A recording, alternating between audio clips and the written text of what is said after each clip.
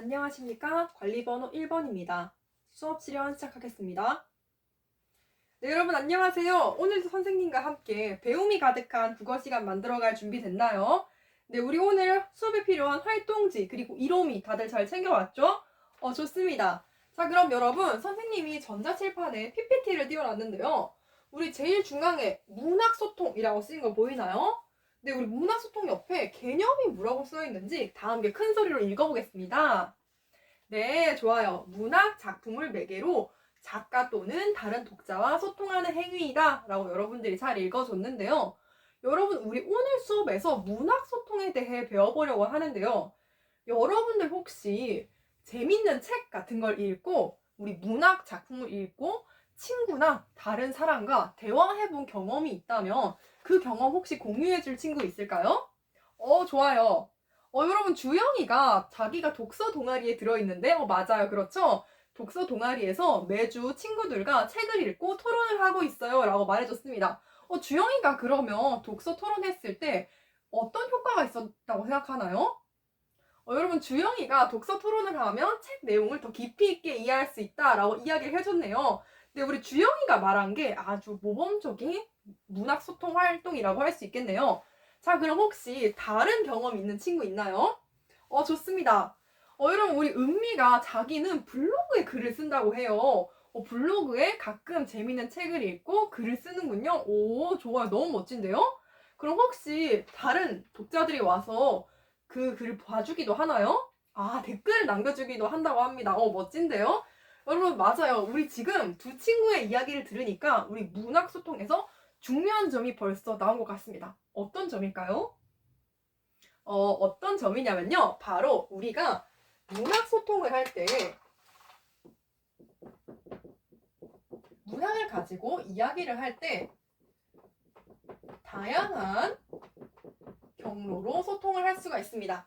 우리가 앞서 이야기를 한 것처럼 독서 토론처럼 대화를 할 수도 있고요. 요즘 우리가 어떤 방법으로 또 소통을 할 수가 있을까요? 맞아요. 인터넷을 통해서 소통을 할 수도 있습니다.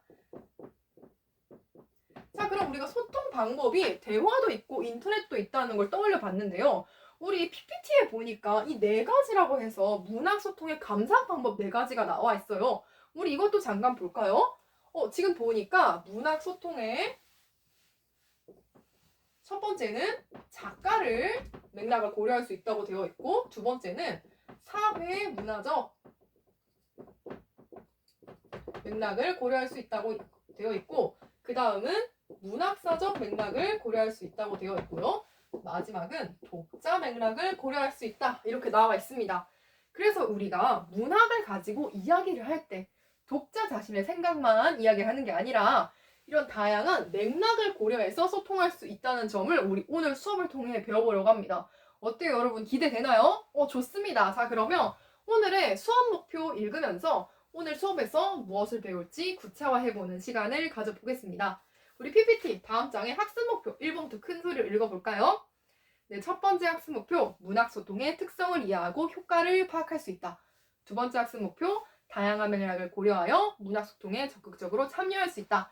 여러분들이 아주 잘 읽어주었네요. 그래서 우리 오늘 수업에서는 첫 번째 활동을 통해서 문학 소통이 무엇인지 한번 알아보고 두 번째 활동을 통해서 우리가 문학 소통에 참여해 보려고 합니다.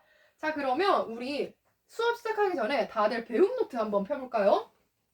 네, 우리 배움 노트에 우리 오늘 수업에서 내가 배우고 싶은 점을 한번 남겨보도록 하겠습니다. 다들 잘 남겨주었나요? 좋아요. 그러면 우리 오늘 여러분들이 만든 목표도 한번 수업에서 달성해 볼 수 있도록 해봅시다. 자, 그럼 첫 번째 활동 들어가 보겠습니다. 첫 번째 활동은요. 문학 소통 구조 이해하기 활동입니다. 자, 우리가 자료 3을 한번 활동에서 찾아볼까요? 우리 이 시를 가지고 문학 소통을 해보려고 해요. 우리 이 시를 가지고 먼저 작품, 내적, 소통에 대해서 배워보도록 하겠습니다. 작품 내적 소통이란 우리가 작품 내적인 근거를 가지고 독자가 작품을 가지고 이야기를 하는 걸 말합니다. 그럼 작품과 독자가 중요하겠네요. 그렇죠. 근데 우리가 어떻게 소통해야 되는지 잘 모를 테니까 선생님이 여러분들을 도와줄 수 있는 질문을 활동지에 준비해놨습니다. 찾았나요? 네, 질문 3가지가 나와 있네요. 첫 번째 질문은요, 바로 화자의 상황은 어떠한지.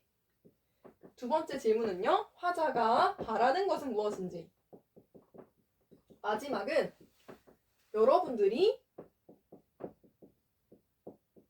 이 화자의 상황과 바라는 것에 공감하는가, 나의 생각을 적도록 되어 있습니다.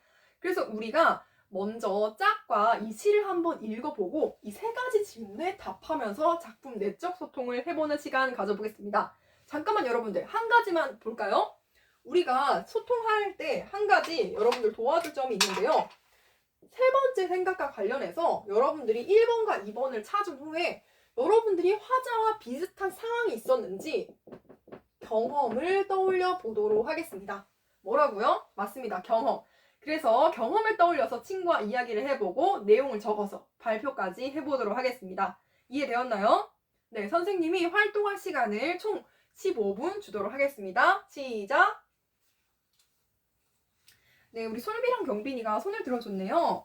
아, 화자의 상황과 바라는 것을 찾는 게 어려웠군요. 그런가요? 잠깐만 기다려보세요. 자, 여러분 선생님 잠깐만 집중해 볼까요? 지금 혹시 1번과 2번 찾기 어려워하는 친구들 있나요? 좀 있군요. 그럼 선생님이 도움을 주도록 하겠습니다. 여러분 시에 보면은 이렇게 담이라는 시어가 있는데요. 다들 찾아보았나요? 네, 좋아요. 그럼 보면은 담 이쪽에 화자가 있고 담 저쪽을 바라보면서 화자가 무엇이라고 말하고 있어요. 그래서 우리 시에 담 이쪽을 표현하는 시어는 어떤 것이 있고 담 저쪽의 표현은 어떤지 그 표현을 먼저 찾아보면 우리 1번과 2번의 답을 쉽게 찾을 수 있을 겁니다. 그렇게 해볼까요? 좋습니다. 오늘 다혜랑 보경이가 굉장히 이야기가 활발하네요. 선생님이 이야기한 대로 경험을 떠올려 봤더니 얘기할 거리가 많았나요? 좋아요. 그럼 오늘 조금 이따가 발표도 해볼까요? 좋습니다. 네, 여러분 시간이 다 되었는데요. 어때요? 시간 더 필요한 친구들 있나요? 그러면 우리 함께 맞춰보는 시간 가져보겠습니다. 먼저 질문 1번과 2번 발표해줄 친구들 있을까요? 네, 솔비랑 경빈이가 발표해본다고 하네요. 솔비랑 경빈이가 화자의 상황이 힘든 상황이고 화자가 바라는 것은 나를 찾는 것이다 라고 찾아줬네요. 왜 그렇게 생각했는지도 우리 함께 들어봅시다. 우리 솔비랑 경빈이가 선생님이 준 힌트를 따라서 담 이쪽에는 풀한 폭이 없다라고 하니까 힘든 상황인 것 같았고 담 저쪽에 내가 남아있다라고 하니까 화자가 바라는 게 나를 찾는 것인 것 같다라고 생각해 줬다고 했습니다. 여러분도 이런 식으로 한번 찾아볼 수 있었나요? 좋아요. 그러면 우리 솔비랑 경빈이의 3번째 질문의 답도 한번 들어보겠습니다. 굉장히 공감이 갔다고 해요. 그 이유도 여러분 같이 들었죠?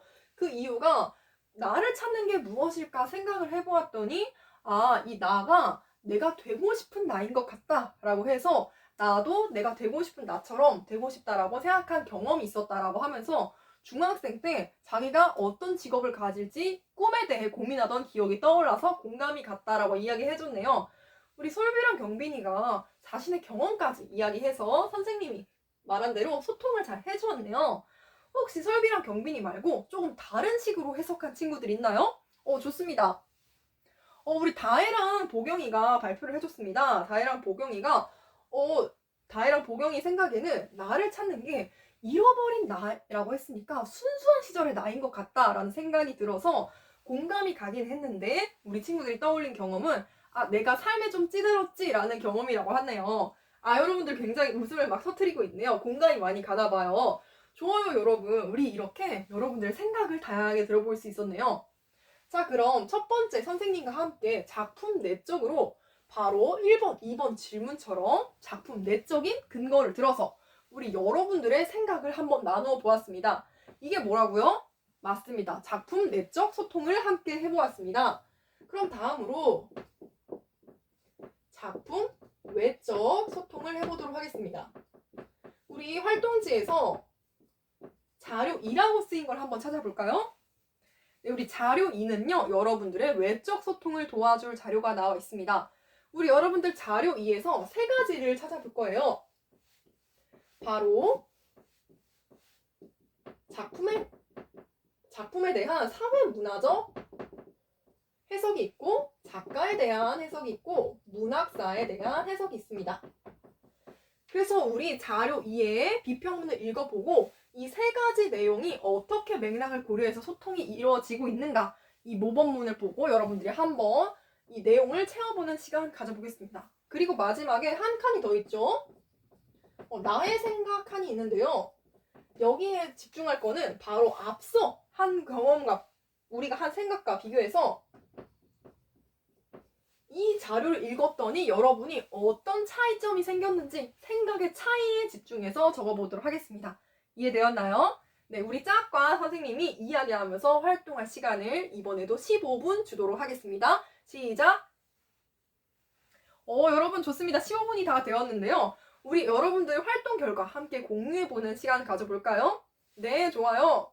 우리 현정이가 발표를 해줬습니다. 현정이가 먼저 세 가지에 대해서 사회문화적 맥락은 초반부에 있다고 찾아줬고요. 그리고 작가 맥락은 중반부에 윤동주 관련한 부분이 있다고 찾아줬고, 마지막으로 문학사 관련해서 맨 마지막에 문학사적으로 가치가 있다라는 부분이라고 찾아줬습니다. 굉장히 잘 찾아줬고요. 그럼 나의 감상은 어떻게 달라졌나요? 여러분들 우리 현정이가 나의 감상이 아까는 나가 꿈이 아닐까라고 생각했는데 이 내용을 보니까 그러면 잃어버린 한국인의 정서는 아닐까라는 생각이 들었다고 하네요. 너무 좋은데요? 여러분 어때요? 여러분도 한번 비슷하게 해볼 수 있었나요? 좋아요. 선생님과 잠깐 볼까요? 여러분 그래서 자료 2에 보면은 사회문화적인 내용을 고려해서 당시 일제강점기에 어두운 사회상을 반영했다라는 내용이 있었고요. 작가를 고려했을 때는 이 시가 지식인의 고뇌를 표현한 것이다 라고 해석할 수도 있었고, 문학사적 맥락을 고려했을 때는 현실 극복 의지가 드러나기 때문에 문학사적으로 가치가 있다라고 평가한 것도 볼 수가 있었습니다. 그리고 여러분들이 다양한 생각을 한번 이야기해 보았을 텐데요. 혹시 아까 현정이가 이야기한 것 말고 조금 다른 생각이 나온 친구 있나요? 좋아요. 들어볼까요? 여러분들 성욱이가 자기가 이렇게 해보니까 조금 더 작품의 내용이 깊이 있게 이해할 수 있는 것 같다라고 이야기해줬습니다. 네, 맞아요. 너무 좋은데요? 그래서 우리가 여러분들이 해준 것처럼 이렇게 다양한 방법으로 다양한 맥락을 고려해서 작품 소통을 하게 되면 여러분들이 작품 내적으로 소통했을 때와 다르게 다양한 해석이 나올 수 있게 됩니다. 그럼 우리 이렇게 해서 소통 방법 2가지 한번 배워볼 수 있었네요. 혹시 여기까지 질문 있나요? 좋습니다. 자, 그러면 우리가 첫 번째 활동 잘 달성했으니까 두 번째 활동 들어가기 전에 잠깐 쉬고 진행하도록 하겠습니다. 네, 여러분 다들 잘 쉬어보았나요? 좋습니다. 여러분 우리 이번에는 모둠 활동으로 할 거라서 다들 모둠으로 잘 앉아줬네요. 우리 두 번째 시간은요, 바로 문학소통 참여하기 시간입니다. 자, 여러분들이 한번 모둠에서 문학소통을 진행해 보려고 하는데요. 우리 활동지에서 자료 4를 한번 찾아볼까요? 네, 우리 바로 이 페이지가 우리가 함께 문학소통할 페이지가 되겠습니다. 우리의 작품은요, 박지원의 통곡할 만한 자리라는 작품이에요.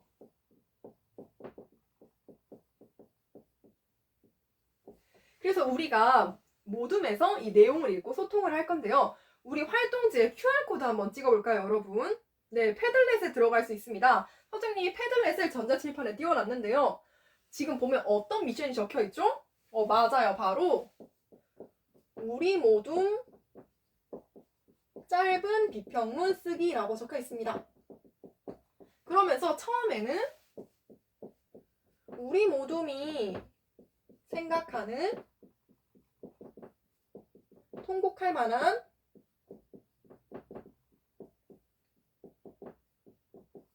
자리란 이라고 하면서 이렇게 밑줄이 그어져 있는 것이 보일 겁니다. 다들 보았나요? 맞아요. 그래서 우리가 이번 시간에는요, 여러분들이 모둠에서 이 작품의 내용이 어떠한지 한번 논의를 해보고 우리 모둠의 짧은 비평문을 만들어서 패들렛을 공유해보는 시간 가져볼 겁니다. 그리고 우리 패들렛을 보니까 자료가 있어요. 바로 여러분들이 외적 소통을 하기 위해서 필요한 배경 지식을 선생님이 준비해 주었습니다. 그래서 여러분들이 모둠에서 자료도 한번 읽어보고 자료와 관련해서 다양한 맥락을 고려해 비평문을 작성해 보도록 하겠습니다. 특히 통곡할 만한 자리란 무엇일까에 대해서도 답을 한번 해보도록 하면 되겠네요. 선생님이 활동할 시간 20분 주도록 하겠습니다. 한번 시작해 볼까요? 좋습니다. 시작! 네, 우리 도전 모둠이 손을 들어줬네요. 도전 모둠에서 선생님이 준 자료를 보니까 이 맥락을 모두 다 고려해야 되는지 궁금했군요. 좋습니다. 여러분들의 질문이 너무 좋은데요. 그럼 친구들이 지금 어떤 맥락을 고려하고 있었나요? 다들 다양한 맥락을 고려하고 있었는데 우리 지연이가 작가 맥락이 좀 더 중요한 것 같다고 생각해서 친구들을 설득하고 있었군요. 좋아요. 그러면 우리 비평문 쓸 때 여러분들이 논의 내용이 좀 담기게 다양한 맥락을 고려했는데 이 맥락이 조금 더 의미 있었던 것 같다. 이렇게 한번 해석해보면 어떨까요? 좋아요. 그렇게 해볼까요? 네. 우리 쉬는 시간 모둠은 활동을 벌써 다 끝냈나봐요. 좋습니다. 그러면 우리 다른 친구들이 올린 비평문도 한번 읽어보고요. 혹시 시간이 남으면 아까 앞서 쓴 배움 노트 펼쳐서 서로의 질문 공유하는 시간 가져보고 있으면 되겠습니다. 네, 여러분 시간이 다 되었습니다. 우리 패들렛에 보니까 여러분들이 벌써 비평문을 잘 올려줬네요. 그럼 선생님이 이번에는 10분의 시간을 줄 테니까 10분 동안 다른 친구 비평문에 댓글 달기 시간을 가지도록 하겠습니다. 자, 우리 댓글 달아줄 때 여러분들이 앞서 쓴 비평문에 공감하는 부분은 어디고 공감하지 않는 부분은 어딘지 그리고 그 이유는 무엇인지 이렇게 댓글을 달아주면 되겠습니다. 자, 그럼 우리 10분 동안 다른 친구 비평문에 댓글 달기 시작해볼까요? 네, 여러분 10분 동안 여러분들이 댓글을 정말 다양하게 달아주었네요. 자, 여러분들 보니까 먼저 함께 모둠은 통곡할 만한 자리라는 의미가 특히 작가 박지원의 사상과 관련해서 개화 사상을 의미하는 것 같다라고 써줬고 그리고 좀 의미 깊은 게 우리 쉬는 시간 모둠은 통곡할 만한 자리가 대학이 아닐까라고 우리 독자 맥락에 집중해서 써줬네요. 자, 그럼 우리 다양한 친구들 걸 보았는데 어떤 모둠부터 발표해 볼까요? 좋습니다. 우리 도전 모둠의 발표 들어봅시다. 네, 여러분 우리 도전 모둠의 발표를 들어보니까요. 도전 모둠의 비평문은 어땠죠? 맞아요. 굉장히 다양하게 고려를 해줬어요. 먼저 문학사적 맥락을 고려했더니 열하일기를 생각했을 때 이게 기행문인데 그냥 기행문이 아니라 철학적인 의미가 담긴 기행문이라서 가치가 있다. 하지만 그 중에서도 작가 박지원의 사상과 관련해서 굉장히 의미가 깊었다.